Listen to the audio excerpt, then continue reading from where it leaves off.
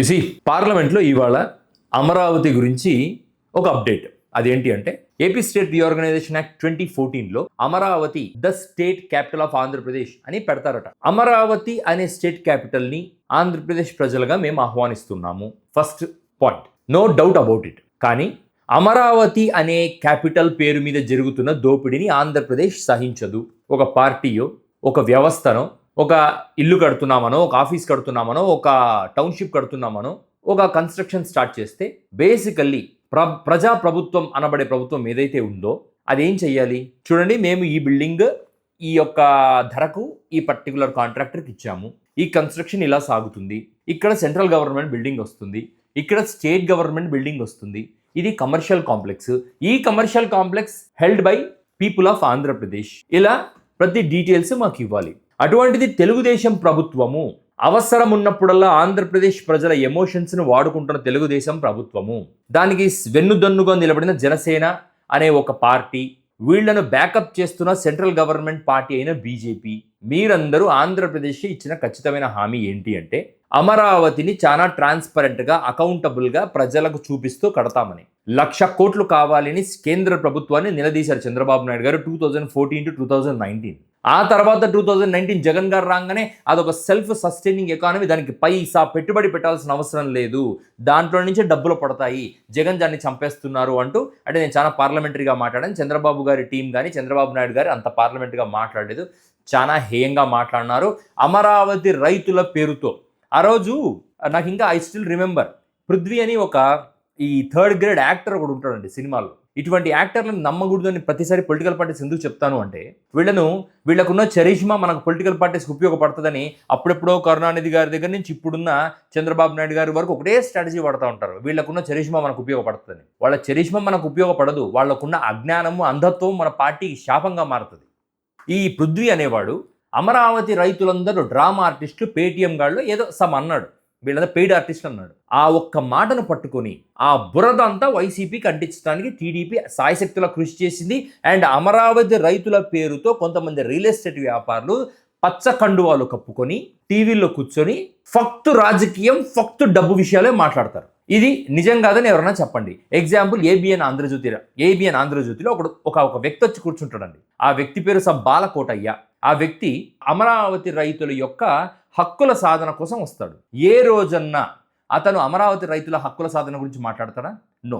అతను నాకు తెలిసి ఐదర్ బీసీ ఆర్ ఎస్సీ కమ్యూనిటీకి చెందిన వ్యక్తి అనుకుంటా, correct me if I'm wrong. అసలు ఏ రోజన్నా అమరావతిలో పేదలకు జగన్మోహన్ రెడ్డి గారు అమరావతి సెంటర్లో ల్యాండ్ అలాట్మెంట్ చేశాడు, దాన్ని ఏ రోజన్నా సపోర్ట్ చేశారా?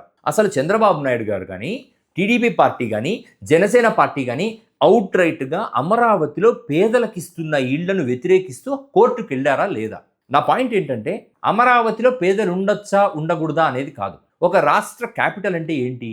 సమూహం, ఒక ప్రజల సమూహం, ఒక ఎకనామిక్ ఇంజన్గా ఉండాలి, సోషల్ స్టెబిలిటీ క్రియేట్ చేసే ఒక ఎకోసిస్టమ్గా ఉండాలి, ఒక గ్రీన్ జోన్గా ఉండాలి, ఒక సస్టైనబుల్ మోడల్గా ఉండాలి, ఇవన్నీ ఉండాలి. సో వీటిల్లో అత్యంత ప్రధానమైనది హ్యుమానిటేరియన్ యాంగిల్. ఇప్పుడు రాజధానిలో నాకు కూడా ఉండాలనిపిస్తుంది, నేను కూడా ఒక ఇల్లు కట్టుకోవాలనిపిస్తుంది. నాకు అనుకూలంగా నా బడ్జెట్లో రాజధానిలో ఇల్లు దొరుకుతుందా? నేను స్ట్రైట్గా ప్రభుత్వాన్ని అడుగుతున్నాను. నాలాగా ఈ వీడియో చూస్తున్న వాళ్ళందరికీ రాయలసీమ నుంచి కానీ, ఉత్తరాంధ్ర నుంచి కానీ, ఈస్ట్ వెస్ట్ గోదావరి జిల్లాల నుంచి కానీ, రాజకీయ నాయకులు కాకుండా, ఎంటర్‌ప్రెన్యూర్స్ కాకుండా మా లాంటి వాళ్లకు ఓపెన్గా ప్రభుత్వం ప్లాట్లు అమ్ముతుందా? Are we capable of getting a land in Amaravati? దీనికి ప్రభుత్వం ఆన్సర్ చెప్పాలి. అమరావతి ప్రజల పేరుతో, ప్రజల డబ్బుతో కన్స్ట్రక్ట్ అవ్వబడుతున్న అమరావతిలో ఎంత ఇన్వెస్ట్మెంట్ పెడుతున్నారు, ఎంత రిటర్న్స్ వస్తున్నాయి, ఎంత రేటుగా కాంట్రాక్ట్లు వెళ్తున్నాయి, ఈ ఇన్ఫర్మేషన్ మాకు చెప్పే పరిస్థితి ఉందా? ఇక మూడో విషయం ఏంటంటే, రోజంతా TV5లో కానీ, ఏబిఎన్ ఆంధ్రజ్యోతిలో కానీ ఒక పర్టికులర్ థంబ్నెయిల్ మనం రెగ్యులర్గా చూడొచ్చు, అమరావతిపై విషం చిమ్ముతున్నారు. పాయింట్ ఏంటంటే, ఇప్పుడు జగన్మోహన్ రెడ్డి గారు 3 రాజధానులను ఒక అంశాన్ని తీసుకొచ్చారు. ఆంధ్ర ప్రాంతానికి ఒకటి, ఉత్తరాంధ్ర ప్రాంతానికి ఒకటి, సౌత్ ఆంధ్ర ప్రాంతానికి ఒకటి, దట్ ఈస్ రాయలసీమ ప్రాంతం, Kurnool, Visakhapatnam, Amaravati. The way YSRCP projected the issue might be misunderstood. కానీ ఈ విషయంలో తప్పేంటి? నేను స్ట్రైట్గా ప్రభుత్వాన్ని అడుగుతున్నాను. విశాఖపట్నము, అమరావతి, కర్నూలు 3 ఊర్లు డెవలప్ అయితే రాష్ట్రం సర్వతోముఖాభివృద్ధి అవుతుంది కదా. వైఎస్ఆర్సీపీ చేసిన అతిపెద్ద తప్పు ఏంటంటే ఈ 3 రాజధానులు అనేది ఒక అద్భుతమైన ప్లానింగ్, కానీ దీన్ని సౌత్ ఆఫ్రికాతో పోల్చడం, ఏబిఎన్ ఆంధ్రజ్యోతి నుంచి ఈటీవీ వరకు వాళ్ళు చేస్తున్న దాడిని ఖండించలేకపోవడం, ఒక్కరంటే ఒక్కరు కూడా ఇంటెలెక్చువల్ వచ్చి దాని గురించి ఎక్స్ప్లెనేషన్ ఇవ్వకపోవడం, ఇంక్లూడింగ్ జగన్మోహన్ రెడ్డి గారు. నిజానికి మొన్న అసెంబ్లీలో మాట్లాడుతా Lokesh was telling one and only శాశ్వత రాజధాని, వన్ అండ్ ఓన్లీ శాశ్వత రాజధానిలో నాలాంటి మధ్యతరగతి వాడికి స్పేస్ ఉందా? వన్ అండ్ ఓన్లీ శాశ్వత రాజధానిలో పేదవాడు ఇల్లు కొనుక్కోగలడా? అంటే ఇది కేవలం మేము పెద్ద పెద్ద సెంట్రల్ గవర్నమెంట్ సంస్థలకు ఇచ్చాము, జేబేర్ లాంటి ప్రైవేట్ ఎంటర్ప్రినర్స్ ఎదుగుతున్నారు, అటువంటి వాళ్ళ దగ్గర మాత్రమే మేము కొనుక్కోగలగాలి, మేము కొనుక్కోవాలంటే కష్టపడి చదవాలి, మధ్యాహ్న భోజనం లాంటివి అవసరం ఉన్నా లేకపోయినా ఎవడు చదవగలుగుతాడో వాడు మాత్రమే చదవాలి, సమర్థత ఉన్నవాడు అవకాశాలు ఉన్నవాడు మాత్రమే చదువుకోవాలి, వాడు మాత్రమే ఎదిగి అమెరికాకి వెళ్ళి చంద్రబాబు గారు రుణం తీర్చుకోవడానికి జేబేరిలో ఒక ఇల్లు కొనుక్కోవాలి. అంటే ఇటువంటి ఎకోసిస్టమ్ని కన్స్ట్రక్ట్ చేయటము ఇది రైతుల రాజధాని. నేను ఇప్పటికి కూడా అడుగుతున్నాను, బాలకోటయ్య అనే ఒక వ్యక్తి ఎవరైతే ఏబిఎన్ ఆంధ్రజ్యోతిలో కూర్చొని మాట్లాడుతున్నాడో ఏ రోజన్నా ఎస్సీల ఎస్టీల బీసీల రైట్స్ మాట్లాడారా సార్ మీరు? ఏ రోజన్నా అమరావతిలో మధ్యతరగతి వాడు కూడా ఇల్లు కొనుక్కోగలిగే శక్తి ఉండాలని మాట్లాడారా సార్ మీరు? ఏ రోజన్నా అసలు ఈ వ్యక్తి ఎప్పుడైనా ఒక పక్క అకాడమిక్ కానీ ఒక పక్క అడ్మినిస్ట్రేటివ్ ప్రిన్సిపల్స్ కానీ మాట్లాడడం చూసారా మీరు? కానీ ఈ వ్యక్తి రోజు ఏబిఎన్ డిబేట్స్లో ఉంటాడు. ఎందుకు ఉంటాడు తెలుసా? ఈ వ్యక్తి has been appointed to talk లో అబౌట్ జగన్మోహన్ రెడ్డి గారు. నిన్న మీరు చూసే ఉంటారు, కదిరికి చెందిన ఒక ఎక్స్ఎమ్మెల్యేనో TDP leader he was talking, Jaganmohan Reddy గారిని కలవడానికి వెళ్ళిన వాళ్ళందరూ ఎయిడ్స్ కోసం వెళ్తున్నారంట. అసలు ఇంతకన్నా దిగజారటం ఏదన్నా ఉందా సార్? ఎమ్మెల్యే గారు, కదిరి ఎమ్మెల్యే గారు అనుకుంటా మీరు, నాకు తెలీదు ఎవరైతే మాట అన్నారు సార్. ఎయిడ్స్ ఎందుకు వస్తుందో మీకు తెలుసా? పోనీ మీకు ఆ ఎక్స్పీరియన్సెస్ ఉన్నాయా? ఎయిడ్స్ గురించి మీరు ఏమైనా అవగాహన సదస్సులు నడిపారా? రాష్ట్ర రాజకీయాల్లో మీరు ఇంత దారుణమైన మాటలు మాట్లాడడం రైటా రాంగా? ఇటువంటి మాటలు మాట్లాడినప్పుడు వాళ్ళని ఖండించాల్సిన అవసరం రాజకీయ పార్టీగా టీడీపీకి కానీ జనసేన కానీ లేదా?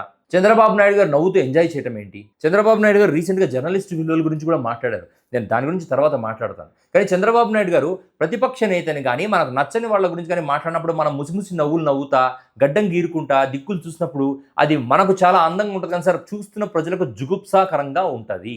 అది మీకు మీ పార్టీకి చేటు. ఇప్పుడు Amaravati is a state capital అని మీరు సెంట్రల్ గవర్నమెంట్ దగ్గరికి వెళ్ళి లీగల్గా స్టేట్ రీఆర్గనైజేషన్ యాక్ట్ని మీరు ఎలాగైతే అమెండ్మెంట్ చేయించుకుంటున్నారో, బ్యాక్వర్డ్ రీజియన్ డెవలప్మెంట్ కోసము రాష్ట్రంలో 7 ఉమ్మడి జిల్లాలకు ఒక్కొక్క జిల్లాకు 50 కోట్ల సెంట్రల్ గవర్నమెంట్ గ్రాంట్ ఇస్తానని అదే స్టేట్ రీఆర్గనైజేషన్ యాక్ట్లో ఉంది. దాదాపు 8 ఏళ్లుగా ఆ యొక్క గ్రాంట్ ఆపేసింది.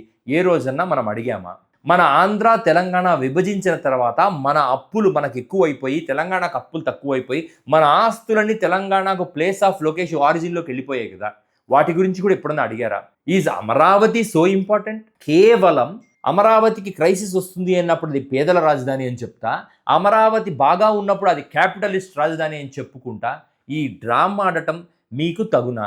అండ్ బాధ కలిగించే విషయం ఏంటంటే, ఏ పార్టీ అయితే ఈ పర్టికులర్ వ్యవస్థను తిరస్కరించిందో, ఏ పార్టీ అయితే రైతుల రాజధాని కాదు ఇది క్యాపిటలిస్టిక్ రాజధాని, ఇది అమరావతి కాదు కమరావతి, ఇది అమరావతి కాదు భ్రమరావతి అని మాట్లాడిన జనసేన ఇవాళ అదే కూటమిలో భాగమై చంద్రబాబు నాయుడు గారు విజనరీ, ఈజ్ అన్ ఆప్టిమిస్ట్ అంటూ పొగుడుతూ రైతులకు పేదవాళ్లకు అమరావతిలో ఉండాలనుకుంటున్న మధ్యతరగతి వాళ్లకు తూట్లు పొడవట్లేదా? నాకు ఒకటే స్ట్రైట్ క్వశ్చన్.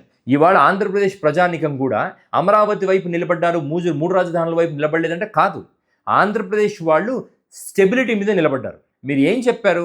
అమరావతి స్టేబుల్గా ఉంటుంది, 3 రాజధానులు చచ్చే వరకు డెవలప్ కావు, ఒక రాజధానే కట్టలేని వాడు 3 రాజధానులు ఏం కడతాడు? ఈ పాయింట్ బలంగా పోయింది జనంలోకి. కానీ ట్రూత్ ఏంటి? 3 రాజధానులు already existingly having infrastructure. Amaravati did not even have the sewerage pipe, ఇంకా భూమిలో ఒక డ్రైనేజ్ పైప్ కూడా వెయ్యని ఒక వ్యవస్థ. ఒక ఇల్లు కట్టాలంటేనే కోట్ల ఖర్చు అవుతుంది ఈ రోజున్న కన్స్ట్రక్షన్ కాస్ట్లలో. ఒక నగరాన్ని కట్టడానికి మన ఆంధ్రప్రదేశ్ దగ్గర అంత ఫైనాన్సెస్ ఉన్నాయా? ఒక నగరాన్ని నిర్మించడానికి మన ఆంధ్రప్రదేశ్ ఎన్ని తరాలను త్యాగం చేయాలి? ఒక నాయకుడి తిక్క కోసం, ఒక నాయకుడి నాకు చరిత్రలో నా పేరు ఉండిపోవాలని అనుకునే ఒక మెంటల్ మైండ్ సెట్ కోసం ఒక ఊరుని కడతాడా ఎవడన్నా? ఆ ఊరుకు కొన్ని తరాల భవిష్యత్తుని త్యాగం చేయాలా? మా ట్యాక్స్ పేయింగ్ మనీ అంతా దాంట్లోకి వెళ్ళిపోతుందా? దాంట్లో మాకు వాటా ఉండదా? ఒక పెద్ద మాల్ కడితే మేము పోయి షాపింగ్ చేసుకుని డబ్బులు ఇచ్చి మళ్ళీ రావాలా? మేము అక్కడ నివసించలేమా? నివసించడానికి పేదవాడు ఒక మధ్యతరగతి వాడు అనర్హుడా? ప్రభుత్వాలు చెప్పాలి ఇది. ఆంధ్రప్రదేశ్లో అన్ని ప్రాంతాల వాళ్లకు ఇన్హాబిటబుల్గా అమరావతి ఉందా? అసలు ఇప్పుడు విశాఖపట్నానికి ఇన్సెంటివ్స్ ఇస్తున్నారే, కాగ్నిజెంట్కి, ఇన్ఫోసిస్కి, ఆ ఇన్సెంటివ్స్ అమరావతికి కదా ఇవ్వాల్సింది. Visakhapatnam already well developed city. అటువంటి సిటీలో ఏ కంపెనీ అయినా ఒక్కొక్క ఎకరం 200 కోట్లు అంటే కూడా కట్టి వస్తారు అక్కడికి. They will come to Visakhapatnam, but they will not come to Amaravati. అమరావతిలో 99 పైసలకు మీరు ల్యాండ్ ఇస్తే అమరావతికి వస్తుంది కదా ఇన్ఫోసిస్, అమరావతికి వస్తుంది కదా టీసీఎస్. విశాఖపట్నంలో 100 కోట్ల విలువైన భూమిని 99 పైసలకు ఇస్తున్నారు. ఇక్కడ దమ్మిడికి పనికిరాని అమరావతిలో భూమిని మీరు 100 కోట్లు చెప్పి దాన్ని కేవలం మన వాళ్ళకే పంచుకుంటూ దాని గురించి అసలు ఒక క్లారిటీ లేకుండా, ఒక ఓపెక్నెస్ లేకుండా, ప్రజల ముందర పెట్టకుండా మీరు దోబూచులాడుతున్నారే. ఇటువంటి వ్యవస్థ కోసం మీరు సెంట్రల్ గవర్నమెంట్ దగ్గరికి వెళ్ళి అమెండ్మెంట్ చేసుకుంటున్నారే.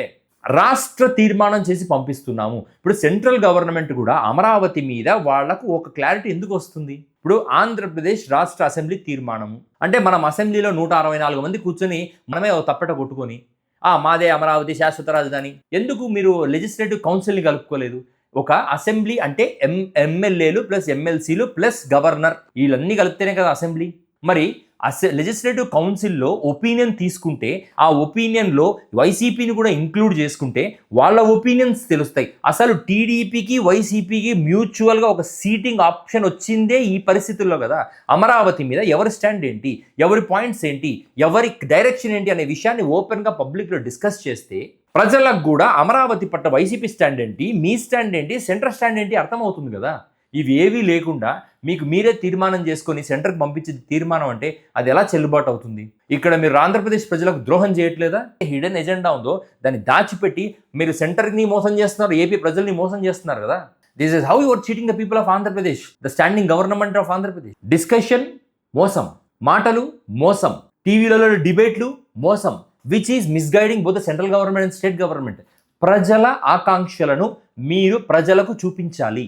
ఎమ్మెల్సీలు ఎమ్మెల్యేలు కలిసి కూర్చొని ఒక ఫ్రూట్ఫుల్ డిస్కషన్ చేయాలి. అప్పుడు రైట్ ఆప్షన్స్, రైట్ అవుట్పుట్ బయటకు వస్తుంది. ఆ అవుట్పుట్ని ప్రజల ముందర, సెంట్రల్ గవర్నమెంట్ ముందర పెట్టండి. అప్పుడు సెంట్రల్ గవర్నమెంట్ ఏం డెసిషన్ తీసుకుంటుందో ప్రజలు అర్థం చేసుకుంటారు, స్టేట్ గవర్నమెంట్ ఏం డెసిషన్ తీసుకుందో ప్రజలు అర్థం చేసుకుంటారు, మంచి చెడును ప్రజలు అర్థం చేసుకుంటారు. ఎంతసేపు లాంటి వాడు యూట్యూబ్ ముందర కూర్చొని అరవటమేనా? మీ స్టేట్ గవర్నమెంట్కు, స్టేట్ హెడ్స్కి ఏం రెస్పాన్సిబిలిటీ లేదా? This is how state government is cheating the people of Andhra Pradesh. ఎప్పుడైతే ట్రాన్స్పరెన్సీ ఉండదో, ఎప్పుడైతే విధానాల పరమైన ఒక హిడెన్ ఎజెండా ఉంటుందో ఆ రాష్ట్రం బాగుపడదు. మా ట్యాక్స్ పేయర్స్ మనీ ఇలా అమరావతి నేలల్లోనే పోతూ ఉంటుంది. ఒక నాయకుడు తన జాతి కోసం, తన కులం కోసం, తన ఫ్యూచర్ కోసం, తనకు రావాల్సిన పేరు కోసం, గూగుల్లో ఒక పేజ్ అతని పేరు మీద ఉండటం కోసం చేస్తున్న ఒక దుర్మార్గమైన చర్యలో ఆంధ్రప్రదేశ్ ప్రజల ట్యాక్స్ పేయర్స్ మనీ నీళ్లల్లో పోతుంది అని మేము భావించుకోవాల్సి వస్తుంది ఈరోజు మీ చర్యల వల్ల, మీ యొక్క ప్రకటనల ద్వారా.